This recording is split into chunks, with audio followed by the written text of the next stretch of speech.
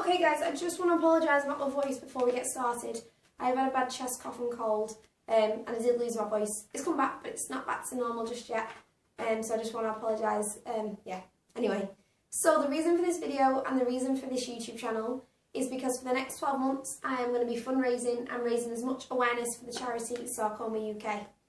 You probably might not have heard of it, or if you have, it's probably through one of my posts already. But it's a cancer charity, and it's very close to my heart right now. My dad's currently fighting this form of cancer, and that's the reason for this video. I'm going to explain how we got to where we are today. So my dad's diagnosis, everything leading up to that, my dad's diagnosis, his treatment, and what the future looks like. A bit about the fundraising though. I need you guys to give me as many ideas as possible for fundraising events. The crazier the better. The only thing I'm not doing, I am not shaving off my hair. No, I'm not doing that. But yeah, the crazier the better, the weirder the better. Skydive is one I'm already going to do, but I'm petrified of heights. Triathlon, half marathon. We've got everybody, loads of people are getting involved. If you want to get involved, that would be fantastic. Oh, guys, I couldn't even express how much it would mean. Yeah, but anyway, so yeah, just give me some ideas, guys, because yeah, my mind's overloading at the minute. Yeah, but a little bit about sarcoma. So sarcoma is a soft tissue and bone cancer that can affect the limbs, legs, arms. It's often misdiagnosed, for example in my dad's case, which I will explain in a sec. But there are 100 different types of sarcomas, over 100 different types, which is a lot. And 10 people every day get diagnosed with one. I thought that was quite a lot, but in the grand scheme of things, compare it to other sorts of cancers, breast cancer, prostate cancer, bowel cancer, more people every day get diagnosed, a lot more than 10. So it's relatively small. The chance is very, very slim of getting it. There's more different sarcomas being discovered every year, like in my dad's case, for example. And it actually makes up 15% of all childhood cancers, which is horrible to hear, considering it's such a small charity as well. But yeah, anyway, so that's a bit about the charity and a bit about my fundraising. Just give me some ideas, guys. And now about our journey, my dad's journey, so how we got to where we are today. So, about 3 months ago, my dad discovered a lump in his leg, lower leg, right above his shin. And he went to the doctors and was like, got this lump, what should I do? The doctor was like, oh, you've just herniated the muscle, you've done too much, rest. So my dad being my dad, he is an active guy, he goes to the gym, he runs, he walks, he cycles, he does a lot. He rested and it got bigger. So he went back and the doctor was like, you've not rested properly enough, rest more, it will go away. Right, okay, so he rested and it didn't go away and we were like, right, you need to go back. You need to just get some tests done. It got bigger, it got painful, and he started losing a bit of feeling in his leg. We were like, that's not normal. So he went back and the doctor was like, right, we will do some tests just to eliminate things. So they did a scan. It came back the next day that the scan was a lump. So it could have been a tumour, but they said it's more than likely a blood clot. Right, that explains why it's got bigger, it's the pressure and all that. So they were like, we'll do a biopsy of it just to check. So they did a biopsy and yeah, he got a phone call, can you come in?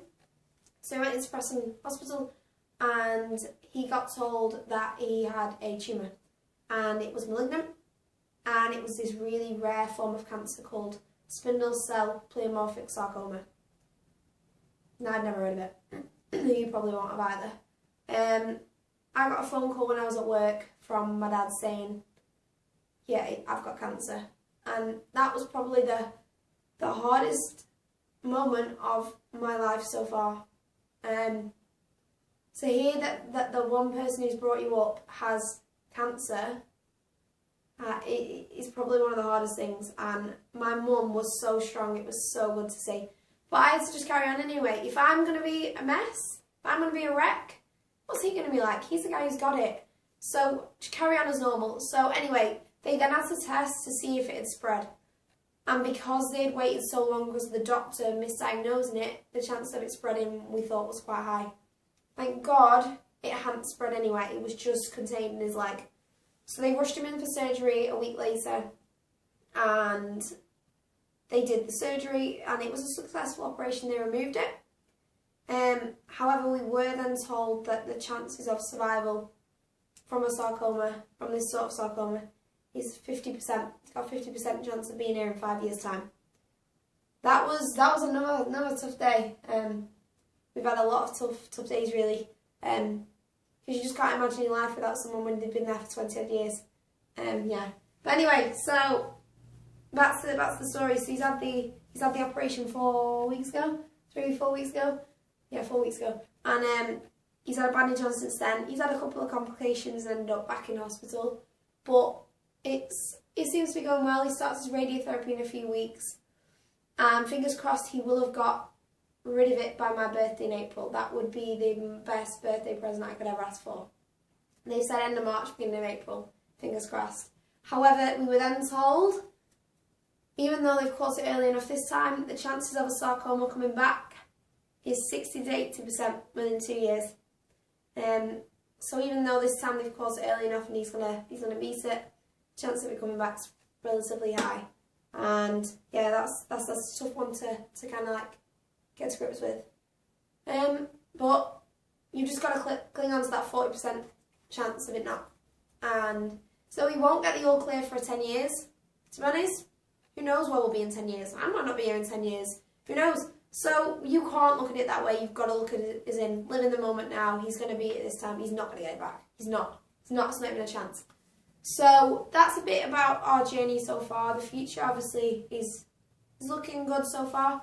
But yeah, so back to the fundraising. 12 months, as much as possible we want to raise. But it's more about the awareness because, for example, that doctor did not know about sarcomas. He knew the basics probably, but the chances of a doctor in their career having a sarcoma patient, just a general doctor at a doctor's surgery, is next to none. They are lucky, well, not really lucky, but to see one sarcoma patient in their career, which is crazy. So we don't blame the doctors at all. We're going to work alongside them to raise that awareness so that nobody ever gets a misdiagnosis again. Because if my dad had not persisted, the brutal honest facts are his future would not be bright. It probably wouldn't be. It would have spread and who knows where we'd be. So we need to raise as much awareness so that nobody goes misdiagnosed and nobody has the worry that we had.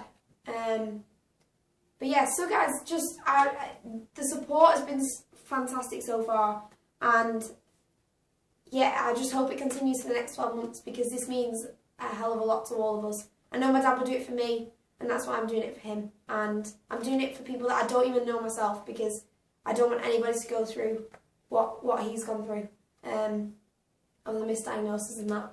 So yeah, any questions, give me a shout. Any ideas, give me a shout. I'll attach all my social media accounts to this video if I can. I'm not very good with technology, but yeah. Anyone good with technology, give me a shout as well because that would really help social media and that. I could do with someone to help me with all of it. So yeah. But yeah, thanks very much guys. And I will be back soon with the next fundraising thing.